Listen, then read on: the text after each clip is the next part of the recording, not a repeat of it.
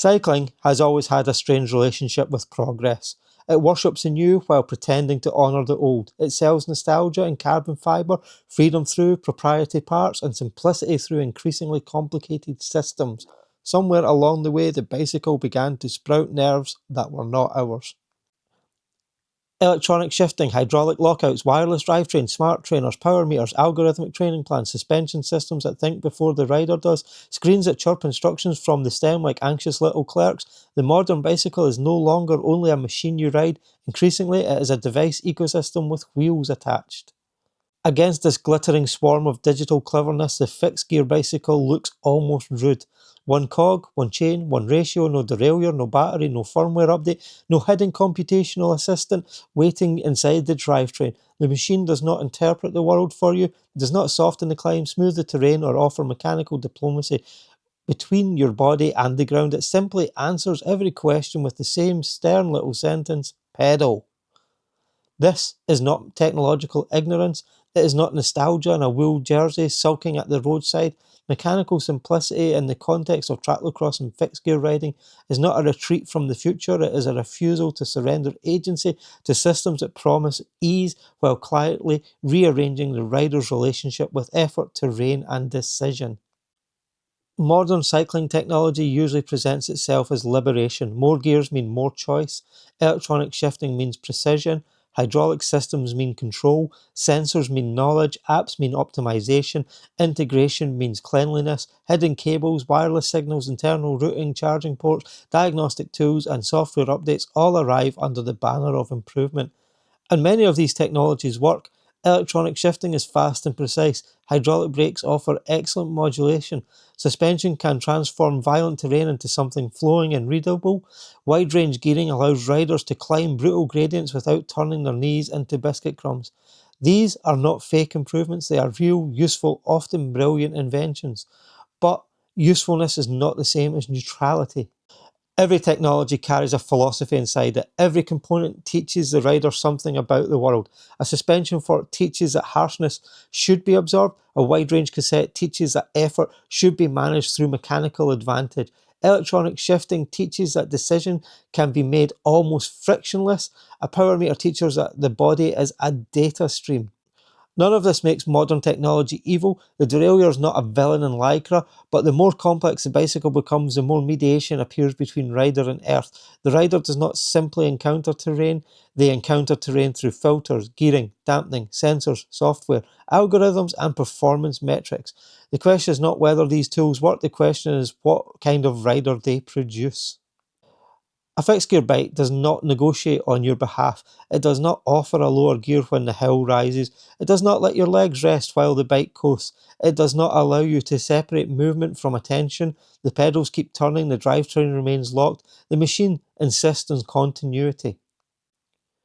On a geared bike, terrain is often something to be managed. You approach a climb, shift down, maintain cadence, and preserve efficiency.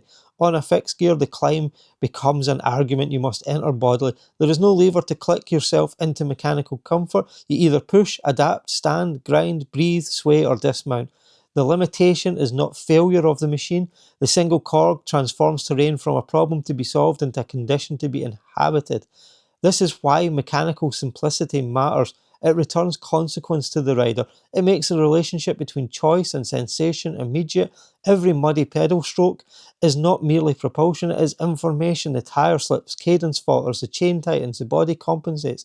There is no buffered abstraction, no digital whisper, no electronic servant silently smoothing the encounter. The fixed drivetrain is honest because it has no interpretive layer. We are now living in a culture increasingly obsessed with abstraction. Work becomes dashboards, friendship becomes notification, fitness becomes metric, travel becomes content, memory becomes cloud storage, desire becomes recommendation. The body, poor ancient animal, is constantly being translated into numbers so that a glowing rectangle can pretend to understand it. Cycling has not escaped this translation. A ride can now be dissected into watts, zones, cadence, heart rate variability, elevation gain, segment times, training load, recovery score, sleep score, stress score, and whatever new measurement the data goblins can invent next Thursday. There is something seductive about this. Data gives shape to effort, it can reveal progress, it can help riders train with care and precision, but data can also become a kind of theft. It can steal the ride from you by replacing lived experience with external validation. The question quietly changes from what did that feel like to what do the numbers say? The body becomes less trusted than the device. The ground becomes less important than the upload. The ride becomes a performance awaiting judgment from a platform. Mechanical simplicity interrupts this translation. The fixed gear bike asks the rider to return to the pre-digital intelligence of the body, not anti-intellectual, not anti-technical, but embodied. The rider learns through pressure, rhythm, traction, breath, fatigue, and fear. Knowledge enters through the hands, feet, hips, lungs, and spine. The machine does not explain the terrain, the rider listens to it directly. It is not romantic softness, it is not a fantasy of purity, it is an ethics of contact, a belief that some truths are only available when mediation is reduced, a belief that friction is not always a flaw, a belief that difficulty can be clarifying. The single cog does not offer infinite options, it offers one option repeatedly under changing conditions. That repetition becomes a form of attention. Now, in many ways, tracklocross is an absurd discipline. We take our fixed gear bike, often descended from velodrome logic, and throw it into mud, grass, roots, gravel, ruts, puddles, and off-road nonsense. It is beautifully unreasonable, a tiny mechanical haiku shouted into a swamp. Its absurdity is precisely what gives it philosophical force. The modern cycling industry often solves difficulties through complexity. If the terrain is rough, add suspension. If the gradient varies, added gears. If the conditions are unpredictable, add control systems. If the rider is uncertain, add data. The tracklocross response is different. It is simply to remove. Remove gears, remove coasting, remove suspension, remove the expectation of efficiency, remove the fantasy that the bicycle should protect you from the world. What remains is not lack, what remains is exposure. This exposure is political, not in the narrow party political sense, but in the deeper sense of resisting dominant values. Consumer culture tells us that inconvenience is a problem to be eliminated. Tracklocross treats inconvenience as a teacher. Consumer culture tells us that the best technology is the one that disappears. Tracklocross insists that the machine should be felt. Consumer culture tells us that progress means more functions. Tracklocross asks what happens when fewer functions produce more presence. That is why the minimalist bicycle is not merely a cheap alternative to advanced cycling technology, it is a critique of the assumptions behind that technology. It asks, who benefits when riding becomes more complex? The rider? Sometimes. The industry? Very often. The platform? Almost always. Complexity creates dependence. Dependence creates markets, proprietary parts, software ecosystems, charging systems, service tools, upgrade paths, subscription models, diagnostic interfaces. All of these turn cycling from a practice into an economy of managed obsolescence. The more the bike resembles a closed device, the less the rider can fully understand, repair, or modify it. Mechanical simplicity pushes back against this. A fixed gear drivetrain is legible: chain, cog, chainring, lock ring, bottom bracket, hub. Its logic is exposed, its failures are often visible, its maintenance is not hidden behind software or sealed mystery. It invites the rider to become mechanically literate, and this literacy matters. To understand your machine is to reclaim a portion of your freedom from the market. The biggest trick of this modern convenience is that it often disguises dependency as empowerment. A system that does everything for you may feel liberating until you realise that you no longer know how to do without it. A device that makes decisions easier may quietly weaken the muscles of judgment. A technology that removes friction may also remove the very conditions through which skill develops. Fixed gear riding restores agency by refusing to confuse ease with freedom. Agency is not the absence of difficulty. Agency is the ability to act meaningfully within difficulty. It is not being carried smoothly through the world by invisible systems. It is knowing how to respond when the world becomes uneven. On a fixed gear bike, the rider must constantly negotiate cadence, traction, balance, pressure, and momentum. There is no coasting through indecision. The body is implicated at every moment. This creates a heightened sense of responsibility. You cannot blame the missed shift. You cannot hide behind mechanical excess. You meet your own limits with unnerving clarity. This can be uncomfortable, but in that you will find empowerment. Because once you accept limitations, creativity begins. You learn to read the terrain earlier. You choose lines differently. You preserve momentum with greater care. You stand before the gradient becomes desperate. You use your body as suspension. You learn when to force and when to float. You discover that underbiking is not deprivation, but a way of sharpening perception. The simple machine makes the rider more complex. That is a paradox. The complex bike absorbs complexity into itself. The simple bike returns complexity to the body. It demands adaptation rather than outsourcing. It does not reduce the world, it asks the rider to grow large enough to meet it. As these systems have grown, optimization has become one of the dominant moral languages of contemporary life. We optimize sleep, diet, productivity, training, communication, travel, attention, spending, recovery, mood, and sometimes even relaxation, which is a marvellous little disaster of modern thought. Cycling culture has absorbed this language deeply. Every ride can become a route towards improvement. Every effort can be ranked. Every weakness can be analysed. Every component can be upgraded. Every inefficiency can be hunted down like a tiny aerodynamic rodent. This fixed gear bicycle disrupts this optimization because it is proudly inefficient in many contexts. It is not the fastest tool for mixed terrain. It is not the most comfortable. It is not the most adaptable in the conventional self. It does not maximize mechanical advantage. It often makes things harder than they need to be, but harder than necessary is not always foolish. Sometimes unnecessary difficulty opens up forms of experience that efficiency would erase. Walking up a hill can reveal a landscape that driving would flatten into scenery. Cooking slowly can produce knowledge that ready meals cannot provide. Writing by hand can change the texture of thought. Riding fixed off-road can uncover sensations that a more capable bike would silence. Efficiency asks, how can this be made easier? A richer ethics asks, what does this difficulty make possible? Tracklocross answers this question with mud on its shins and grit in the drivetrain.